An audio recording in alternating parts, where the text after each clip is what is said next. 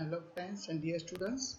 Today our topic of presentation is paraplegia and brief introduction about level of injury. So here in this lecture we will learn about which are the levels of injury can happen and can lead to the paraplegia, what are the functional importance of that particular level, what will be the abilities and disabilities of the patient with that particular level of injury, and what will be the prognosis of that patient, and how the patient will be functionally doing the movements and activities in ideal lives with that particular level of the injury, and how they adjust with the life, and they do the routine activities with that particular level of the injury and with the paraplegia. So you all know that any level of injury happens below the T1, means T1, that is the first thoracic spinal. No, after that any injury happen to the spine that lead to the paraplegia. So everyone knows that, right? So here we go through that detail here.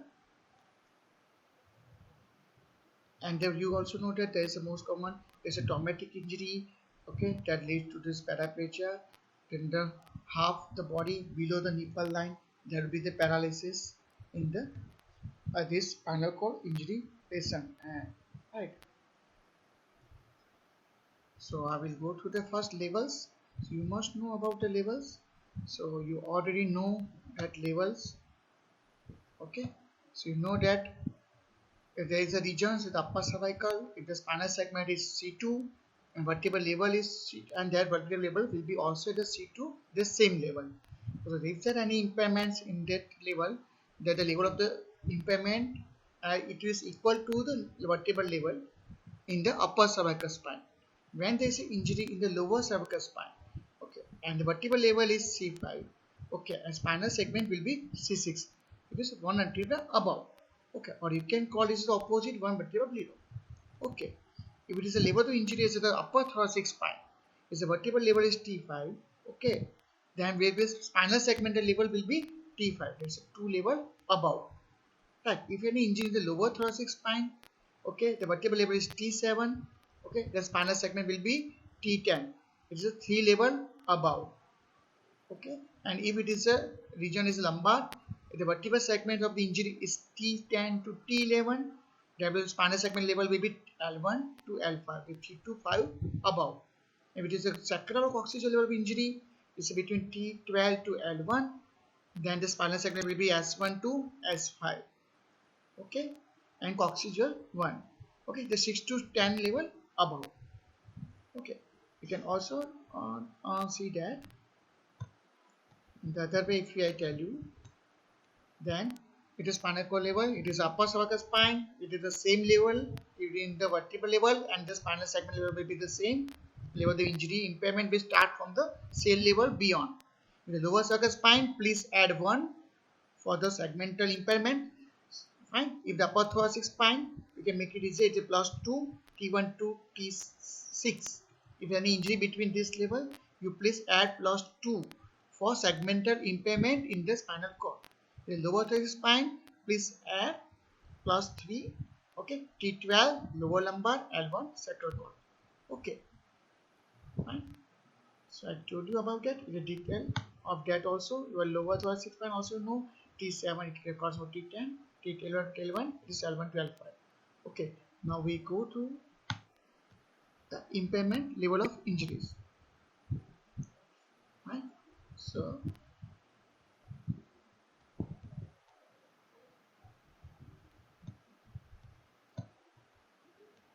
okay. So here we come to know about the what is a spinal cord level injury if it happens to the thoracic, lumbar, sacral, or caudal levels.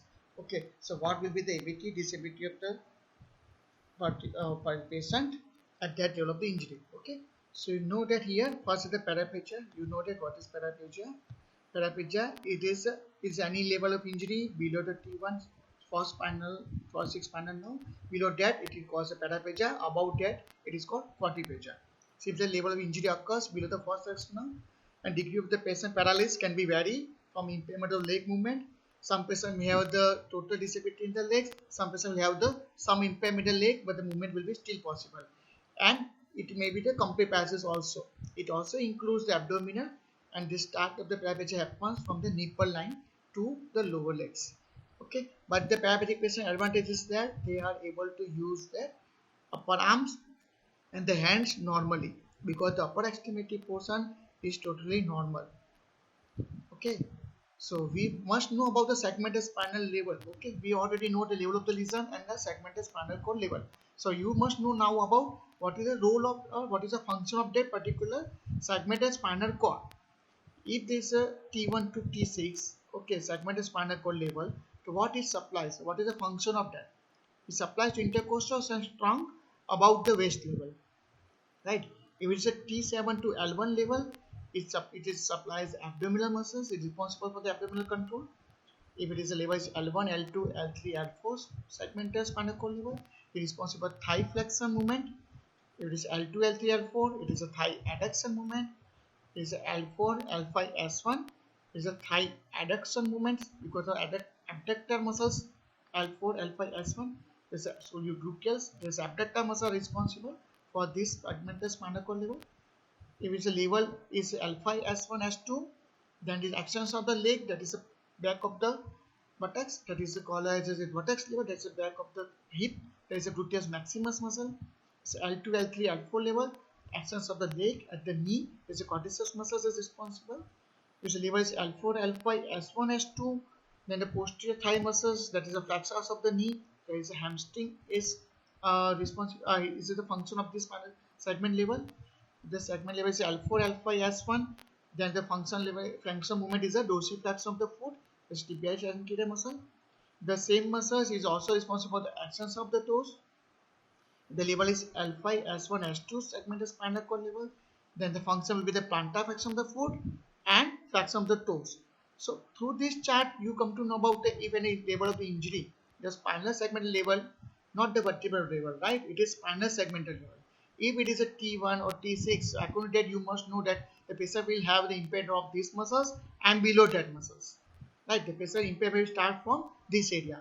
If the injury is of alpha S1, S2, then you must know that there will be weakness in this part of the leg. Right? So this is the segmental level is very important to know about the impairment of the function when the injury happens. So we go to the first, starting from the first T1 to T4, which is the level of the injury between T1 to T4. The patient will be able to do normal movements of the head, neck and upper extremity. You have the good strength of the upper chest muscles. Breathing will be normal because the diaphragm is intact with the supply from the phrenic nerve C1, C2, C3. Even the accessory nerves of the neck will be normal, but still the patient will have the function independence. The self-care, he may be able to do with the housekeeping, feeding themselves, meal preparation and bowel builder skills. Okay, but patient will have the very difficult to drive the car alone. The car must be modified in such a way that the lower controls of the which are doing the control from the legs, if that control should be available in the hand side. So with that modification, the patient can drive the car and the normal communication skill. There will not be any problem with the communication. So disability here, because its level is so high, so there will be complete paralysis of this lower body and the legs, including abdominals. There will be autonomic dysreflexia will be present in the patient because it is above T6 level. So there will be autonomic dysreflexia symptoms will be present. That is very important signs of this type level of the injury. Respiratory capacity endurance will be compromised because the chest intercostal muscles are impaired here.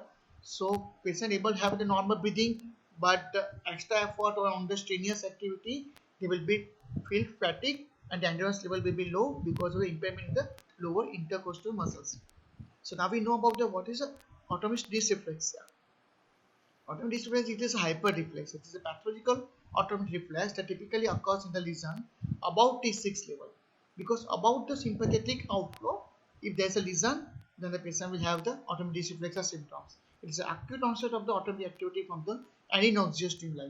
So which are the noxious stimuli that we also see in the next slide, and how this noxious stimuli leads to what type of abnormal symptoms. So any effort input from here reaches the lower thoracic and sacral areas. So in this, the mass reflex response will be present, means there will be the elevation of the blood pressure. There is a critical and emergency situation due to the lack of the inhibition from higher centers. If the blood pressure is increasing, there will not be any inhibitive control from the higher centers, okay, or carotid sinus or aortic sinus. So that hypertension is not controlled, then the death also can occur. So what are the initiating stimuli for the atrial dysplasia? Okay, it's mainly the most of the patients it has this cause is the bladder distension, or it is called urinary distension or rectal distension. If any blockage in the catheter or output or any block has come that ureters, and because of that urine is not coming out, or any twisting of the pipe during the position in the patient in the bed, okay, and the urine is not coming out, so this can initiate this noxious stimuli. It is responsible for atrial dysplasia for higher paraplegic patients, higher level of injury paraplegic patients. Even the pressure sores, urinary stones, bladder infections, nausea, cutaneous stimuli due to the tight clothing, kidney malfunctions, ureter or bladder irritations, and even the environmental temperature changes. Okay, it is too hot or too cold, that also can initiating the stimuli for the autonomic dysreflexia. If the patient has any of the about 10 stimuli, the symptoms you can find in the patient, it is hypertension, bradycardia, severe and pounding headache, profuse sweating without any activities. Also patient will start sweating, increased spasticity without doing any abnormal movements, without doing exercise. The normal spasticity is available with sudden increases to the higher level, higher grade of the spasticity without any known cause. Please suspect for the above any of the stimuli. Restlessness, vasoconstriction above the level of the injury, and visualization, vasoconstriction below the level of the injury lesion, and visualization will be seen in above the level of the lesion. There will be the constricted pupil, nasal congestion, and the piloerection, as well as the blurred vision. So if the patient will have any of these symptoms, okay, and they must identify about any of the irritating cause for this atrial dysplasia, because it's a very emergency condition. You have to solve it on bedside of the patient only. Okay, the second level, it is a level of injuries between T5 to T9 spinal cord injury. So the patient will be able to have normal approximately upper head and movements. Here the patient will have the slightly the mid thoracic level injury. So here the patient will have some ability to transfer from the bed to chair and chair to car also. But to sitting to the car requires some assistance here. Okay, but patient here also can drive the car with modifications. Communication and breathing will be normal. Here the level of injury is lower, so the intercostal muscle also will be normal. So breathing part will be totally normal, but disability will be total complete passage of lower limb, and severe spasticity will be present below the level of the injury. So here this type of patient can use electrical wheelchair, because manual wheelchair for the longer distance will not be capable or tolerable for this type of patient because of the endurance and capacity. So they can definitely go for the long distance by using the electric wheelchair. Even the uneven outdoor surfaces also can go with the wheelchair. But daily routine activities inside the home, they can definitely go for manual wheelchair for the short distances. If the patient want to go for the higher activities with the wheelchair, like going to the floor or to the chair or chair to the floor, he may require some proper wheelchair training. Also can patient require some assistance from going from wheelchair to car, okay, by the help of somebody person, depend on the upper limb strength of the patient. He requires some heavy domestical home activity he may not able to do alone, like house ring and home maintenance. He requires some assistance. But this type of patient, if having the good control in the upper limb, chest and abdominals, okay, they can therefore according to that control they can able to stand with the support, okay, by the some therapist for making him stand, or by the assistant from the caregivers or family members from sitting on the wheelchair to standing. And you can apply a bilateral KFO, and the patient can walk for some period of time with a walker and crutches, right? If you go to the third level, that is a T10 to L1 spinal cord injury level, the patient will be able to have a 100% approximate normal, able to drive the car also here, because there will be some movement available in the lower limb, okay, but with the some modifications in the car, there will be normal respiratory system, normal communication system, right? But here the problem will be passive passage of the lower body and the legs. Some muscles of the body will be very weak, and but there will be some movement, but the weakness will be seen in the legs and the lower part of the body. It may include the lower abdominals also, but here spasticity will be present. So this type of patient will have the normal transfer from bed to chair or chair to bed, even from chair to car also. They require some assistance. It depends on upper limb strength and the trunk control. So if the patient is having the good trunk control, even we can make the patient from sitting to standing also independently. This patient with a better trunk control compared with the higher level injury or mid-thoracic injuries. This is able to do all household activities within the household distances, and even can stand up and do some activities in household, and they can walk also during the within the home setup also by using the KFO. Even the patient has the very good stamina, and age of the patient is quite low and has the good capacity and good body mass index, and the obesity level is not that, normal body weight function is that, endurance level is too good, that we can also make the patient train for the climbing up the stairs, okay, with the help of the crutches. But doing the climbing of the stairs, there will be the too much energy expenditure procedure. This will be so much tired because he has to put full effort. By climbing the stairs, you have to give full force and you have to maintain the balance with the help of the crotch muscles of the upper extremity axilla. Even he has to use his trunk and abdominal muscles to climbing the stairs. So if the patient is getting so much tired and not able to expend so much energy, then they can have the option is wheelchair. Right. The next level is the level of injury is L2 between and the S5. Then the patient will have the total upper and body control and balance. He can prepare the meals, very good, nicely manage the household activities, independent drive the car, but with the same modified control in the hands, with the normal respiration system, normal communication skill. But this patient will have some weakness in the hip, knee, and foot movement. But there will be the movement available, but there will be the weakness. The patient walks well, but there will be the very slow walk, okay, and have the difficulty when the obstacle overcoming, or any obstacle comes in between the way, or any pit in come between the way. They have some difficulty maintaining the balance, but they manage with the assistance and the braces. So this type of patients, okay, they are very independent at the household activities, and short distance they are 100% fully independent, but they require some assistance if your distance of the outside walk is more than 150 feet. They require some assistance for ambulation with or without the braces and assistive devices. So here you can apply the KFO. The some patients are good in mobility, having the good control of the hip, knee, then also can apply and can walk with the only AFO, right? And the full or part-time use of the manual wheelchair is also necessary, because throughout the day they walk with the braces or without braces, but with the assistive devices, so they may get tired at the end of the day. So if possible, that you can take the wheelchair assistant in between the days during the daily activities to maintain the strength and endurance throughout the day. Okay, so next is the Connors Medullary syndrome. So now we talk about the Connors Medullary. Connors syndrome, you know the Connors Medullary level is the S2. So above that it is a UMN, below that is LMN. If any injury at the level of the S2 or below, it is called Connors Medullary syndrome. So characterized by injury to the sacral cord or to the lumbosacral nerve roots. This is symmetrical and often complete saddle anesthesia, better broad dysfunction, and lower extremity motor weakness.